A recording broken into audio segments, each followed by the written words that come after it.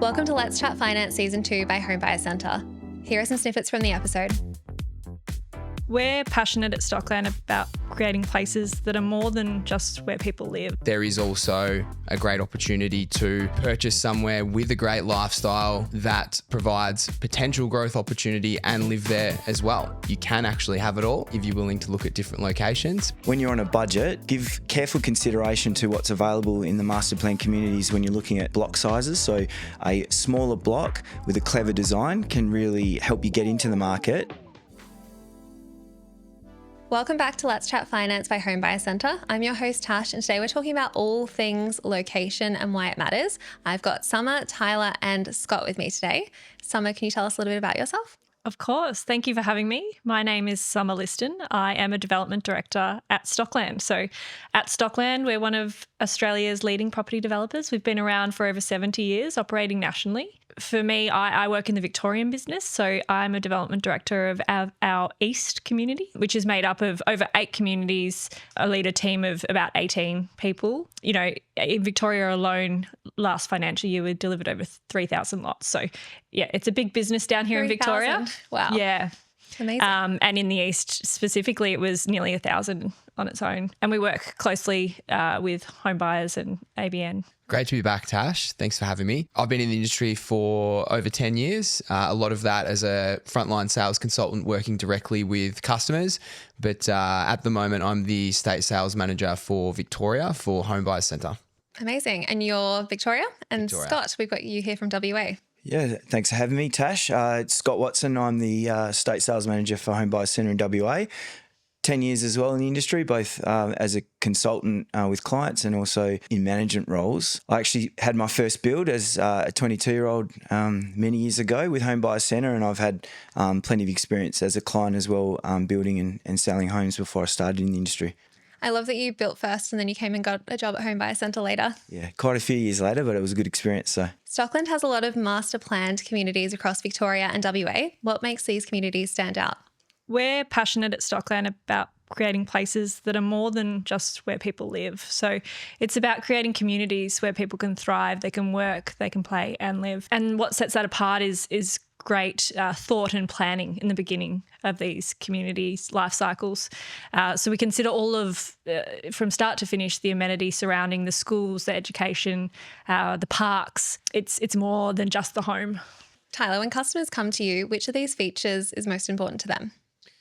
Yeah, so a big one in Victoria especially is access to transport, access to freeways or upcoming public transport especially. But something that's becoming more and more important, I think, as time goes on, is having a sense of community in the development that they're looking in. So is there going to be future sporting teams? Is there going to be future childcare perhaps and schools, etc.? And really being able to work, live and play in the one area and the one community is becoming more and more important. How do people find that information? Is that something you can help them with, Sommer? Absolutely. It's all about location, but it's not about thinking about what is there right now. It's about planning for the future too, because a lot of the time there are upcoming future amenity that is planned for the communities. And so, you know, it depends on the person, on what they're after and what they're looking for as to whether they're wanting to buy now and consider what's there already or looking towards the future too. Scott, is it the same in WA? People care about sporting teams and transport, or are they considering different things? yeah, very much the same sort of requirements. But I think in Western Australia, the coastal proximity has been a big driver. So in the growth corridors in Perth, you know, clients really very lucky that they can join a community that's right close to the beach. And so that's been a huge drive for people in Perth when considering a master plan estate. Sommer, how do you try and include these things into your plans? Like, there's a lot to consider if it's transport and near the beach and we want a footy team and we want all of this stuff, schools, childcare centres, works. How do you prioritise those things and how do you even pick what goes in one? Yeah, the growth areas have a lot of future amenity planned. So it is, again, back to that location, and Stockland makes a concerted effort to try to purchase land that we can develop that has that future use. But then it's about also creating the community that sets it apart. So connecting people, the neighbours together through a host of events, through places that they can come and share and utilise together. Yeah, I'm definitely a bit biased to the coast as someone who's from Perth, so I always look for how far away am I from the beach, but there's lots of other things to consider, like parks and nature things as well. Yeah. Education is a big one that people do look for, where their children can go to school, primary schools, high schools, and a lot of the growth areas do have that in their plans. Summer, how do you incorporate lifestyle features into your communities to appeal to families and investors alike? Yeah, so it's about thoughtful planning.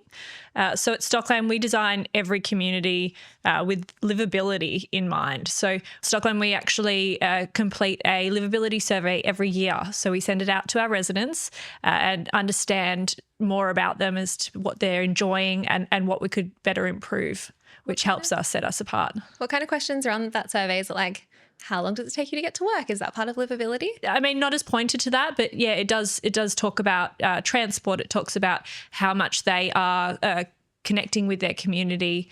They talk about how they're enjoying living within the community and how connected they are to the other residents. Infrastructure is really important as well, and it can really change the growth story of a suburb. Can you share some examples of projects that have unlocked value for homeowners? Yeah, of course. We're actually sitting in a community right now. So at Evergreen, we've got plenty of plans here and also amenity that's already been delivered. So we're sitting just off Patterson Roads. It's been upgraded since we purchased this land and started this community. We've got transport links, we've got schools, we've got childcare. There's a Coles just popping up next door. So it's all coming to life now here at Evergreen. Yeah. And there's a lovely cafe I've heard down the road as well, which is really handy. And over in Perth, the fast-growing Northwest Corridor, the same story is unfolding. So we've got a community there in Amberton Beach, and they've got new extensions coming, like the Metronet train line. That one is nicely located, close to the water. We're a bit further out here, but here we're talking about other things that are great about this community. Yeah. Scott, for WA, are there any other infrastructure projects you're really excited about? So the train line sounds great. Yeah, that's had the biggest impact in that northern corridor, right through the access to Yanchep. Offhand, the Tonkin Highway extension, airport access is important to FIFO workers. So yes, we've got the train finally. We beat Melbourne and got an airport train. Yeah, so those are in that northeastern corridor. That's really important to the fly in, fly out community, being able to access the airport. So, other than infrastructure, the actual amenities, I live quite close to Amberton. Years ago, people of Perth, it was all about how close you could be to the city. But now I think with the infrastructure and amenities along that northern coastal, you don't need to go into Perth. There's so much to explore and as a family up there. Yeah, I've seen some really impressive, like very random, but I've seen some very impressive playgrounds around Alkimos. Yep. They seem to do them very well. Very big and grand, which is very cool. Yeah, it is. It's a nice area, Alkimos. Yeah. And they've got Alkimos Central upcoming, a future hub for retail, education and employment. Oh, awesome. Very exciting. So many shopping centres. Tyler, what about Victoria? What are buyers most excited about in terms of infrastructure projects? There's a couple of big ones that are getting pretty close. So anyone that's driven out to the western side of Melbourne is pretty keen for the Westgate Tunnel project to be finished, which will free up a lot of traffic heading out to the west and a lot of our western growth suburbs. Another one is the Melton train line upgrade that's taking place at the moment. Lots of the new developments and new communities are occurring along that train line, which is going to help them immensely. One of those being Atherstone Estate, which Stockland are delivering that community and doing a really great job. So there's some really exciting ones upcoming. Yeah, it's crazy how just a single train line seems to make such a difference to so many of these communities. Summer, do you have an example for us of a suburb or a development or an estate that's already boomed? Another great example is Highlands in Melbourne's Northern Corridor.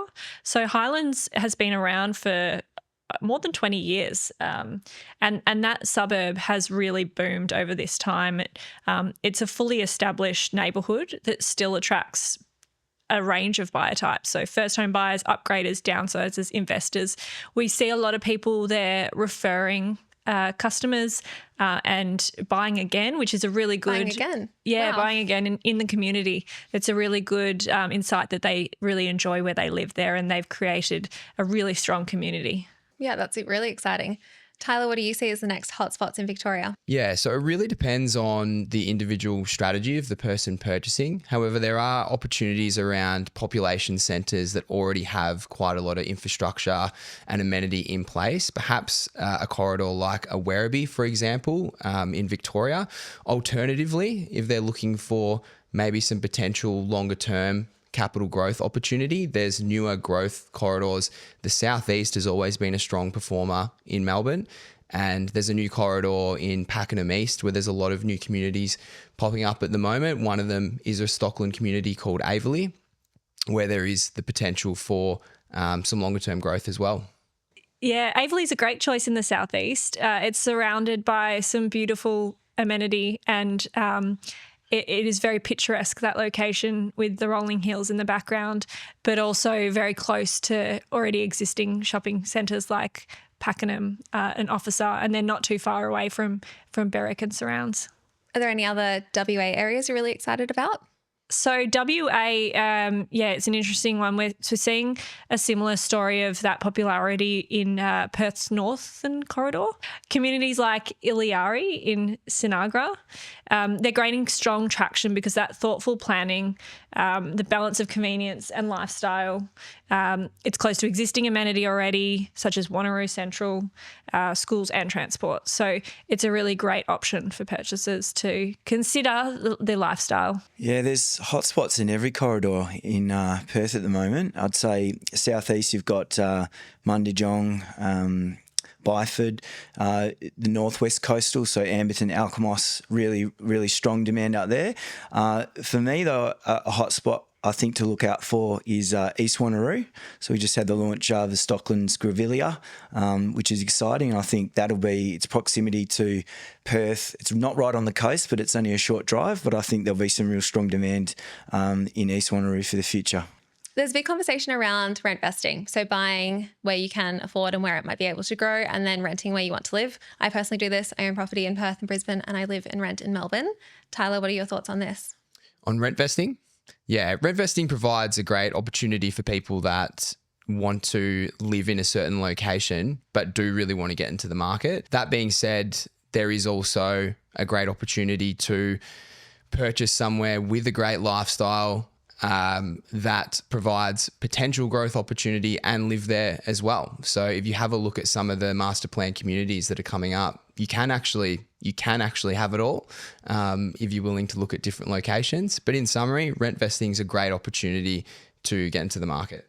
Scott, what's your take on this for WA buyers who might be trying to balance capital growth versus lifestyle factors? Yeah, I agree with what Tyler's just outlined there. Rent vesting has its place. If you look at the communities now, you can have it all. The livability in those areas is unreal, and I think we've seen clients come into the Homebuyers Centre with a view to build an investment property and then take handover, end up living there because they see exactly what the opportunities are in those estates. So yeah, pros and cons, but if you're looking at short-term yield versus long-term growth, it just depends on what your strategy is. It's been so insightful to learn about new developments. Scott, what's one tip you have for new buyers? Tash, I would say a tip for particularly first home builders coming into the market is that when you're on a budget, give careful consideration to what's available in the master plan communities when you're looking at block sizes. So a smaller block with a clever design can really help you get into the market.